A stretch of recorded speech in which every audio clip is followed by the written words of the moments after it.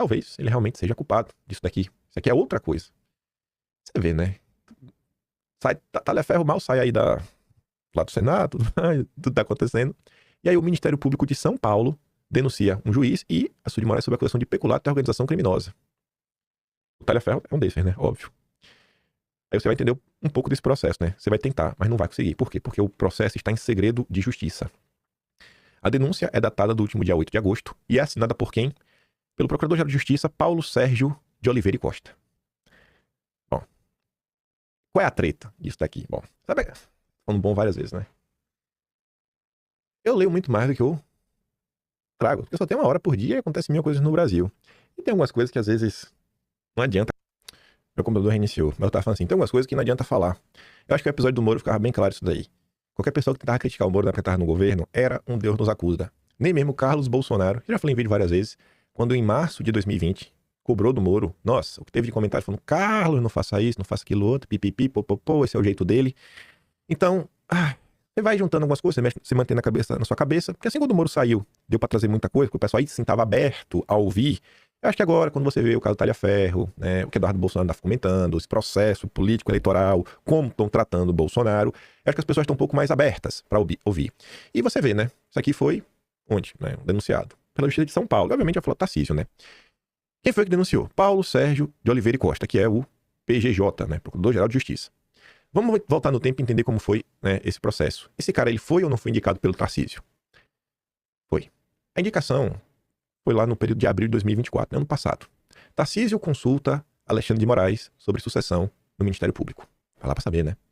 Será que era sobre o Oliveira e Costa? Sim, era. E após se consultar Moraes, Tarcísio escolheu o menos votado da lista tríplice. Aí você se pergunta, mas não tinha nenhum nome melhor? Chegaremos lá. Apesar de aliados de Bolsonaro, né, serem bem críticos, Tarcísio ouviu a recomendação de Moraes. Oliveira e Costa é aliado a Mário Sarrubo, o último escolhido para Procurador-Geral de Justiça. Sarrubo também é ligado a Morais. O Procurador-Geral chegou a cogitar concorrer uma vaga de ministro do STJ, mas acabou nomeado secretário nacional de Segurança Pública pelo Lewandowski. Então Tarcísio escolheu um cara apadrinhado pelo secretário nacional de Segurança Pública do Lewandowski, apadrinhado pelo Moraes. E você fala, mas como assim? No mesmo dia, a Globo comentava, Tarcísio nomeia Paulo Sérgio Oliveira Costa como novo chefe do Ministério Público. Paulo Sérgio Oliveira Costa foi presidente da FEBEM, no governo do Alckmin, além de secretário de Assistência e Desenvolvimento Social na gestão do Kassab. Enfim, Kassab, com quem o novo procurador possui proximidade atualmente, né, ocupa a Secretaria de Governo e Relações Institucionais de Tarcísio.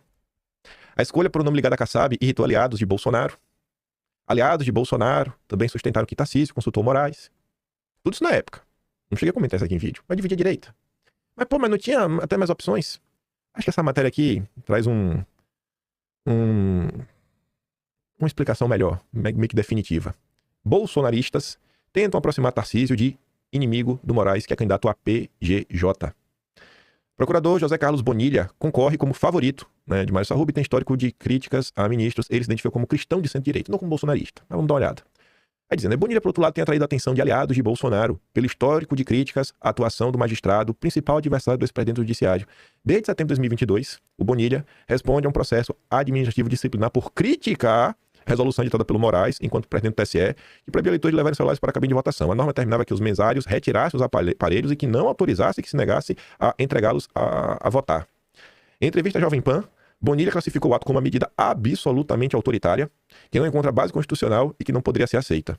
Ordens manifestamente legais não podem ser cumpridas. Tinha gente diferente concorrendo, né? Deixa eu ver se eu acho aqui só um negócio aqui. Vou dar uma pausa aqui. Deixa eu falar. Esta não foi a única oportunidade que ele fez críticas públicas a Moraes. Em agosto de 2022, durante a reunião virtual do Conselho Superior do MP, ele se opôs ao voto de louvor ao ministro, proposto pelo Coordenador-Geral da entidade. Eu me vejo evidentemente obrigado a contrariar um voto de louvor a um ministro que, de forma recorrente, desobedece a um comando constitucional que consagra o sistema acusatório. Bonilha puxou outros 4 votos contrários à proposta, aprovada por 6-5 e registrada na ata daquela sessão. A atitude expôs divisão dentro do órgão sobre a atuação de Moraes. Apesar de seu histórico de críticas ao magistrado, o procurador rechaça o título de bolsonarista, ele prefere se definir como cristão de centro-direita e prega uma atuação sem viés ideológico. Algo que ele dá de exemplo, né? A PGJ deve cumprir a Constituição e as leis sem aderir a nenhuma linha ideológica. Ele cita como exemplo de viés as ações protocoladas pelo Ministério Público de São Paulo contra câmaras municipais do Estado, para impedir menções a Deus no início das sessões oficiais. A Constituição prevê laicidade do Estado. Isso significa que o Estado não está subordinado à Igreja, mas a religião não é proibida. é um cara que acha ruim quando o Ministério Público quer tirar, né, o Jesus Cristo do Estado. Não, não é assim. Não precisa ser o Estado é laicidade, mas também não tem que acabar com a religião. Eu, sei lá, acho que como governador, tendo Kassab ao lado, ele podia falar: Kassab, vamos fazer campanha aqui, velho. Vamos usar nossa força política pra tentar emplacar alguém do nosso lado. Eu acho que o PT faz o que é bom pra eles. Quando você olha...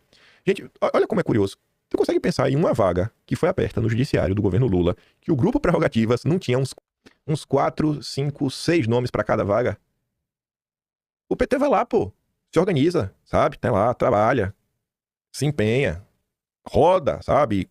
Pensa em médio e longo prazo e tenta realmente tirar o maior proveito possível de cada vaga que abre na máquina pública. Por que a direita não faz o mesmo, velho? É qualquer indicação isso daqui, sabe? Sei lá. Aí você vê isso daqui que foi na época, né, pelo Caio Junqueira. Na CNN, né? Tarcísio escolhe Paulo Sérgio da Costa, novo chefe do Ministério Público de São Paulo. Não era o preferido dos bolsonaristas, mas Bolsonaro lhe disse antes da nomeação que confiava na escolha dele, qualquer que fosse ela. Moraes participou do processo de escolha e o escolhido o agrada. O que é que Tarcísio faz com tudo que foi dado pra ele? Eu acho uma pergunta que é meio válida, né? Não sou porta-voz de Eduardo Bolsonaro. Até peço perdão se eu estiver usando esse argumento da forma que eu não deveria. Mas esses dias o Eduardo, em entrevista, ele também falou: gente, qual é o secretário que o Tarcísio nomeou que é bolsonarista? Qual é a política pública do Tarcísio verdadeiramente bolsonarista, ou conservador de direita mesmo pra valer? Qual foi o grande embate que comprou? Tem algumas coisas assim, segurança pública, tá lá o derrite, o pessoal fala isso daí. Pô, beleza, é meio que isso também é obrigação, né? Vai deixar o crime tomar conta. Mas no restante, bicho, o pessoal não reclama da questão da cultura, o pessoal não reclama também da questão da educação. Pessoal, o FEDA que o Tarcísio nomeou, quando foi cogitado para assumir o Ministério da Educação do governo Bolsonaro, foi um pega pra capar. Eu fiz dossiê contra o FEDA na época, que é o cara da Multilesa, próximo da turma do Renova BR, do Temer, né, que é amigo do Eduardo Mufarege, tá lá no governo Tarcísio, era do Ratinho Júnior. Você é hipócrita? Assim, pro governo Bolsonaro eu fiz dossiê criticando o FEDA, e aí? Sabe, são coisas que vão acontecendo. Aí você vai se questionando, né? E assim, e essas movimentações do Tarcísio, que ele finge, né? Não, pô, pelo amor de Deus, velho. Todo santo dia tá aí, tá clara. Tá clara, o cara realmente botou na cabeça que ele quer ser presidente da República, beleza. Não é o meu candidato. Pode ter meu voto.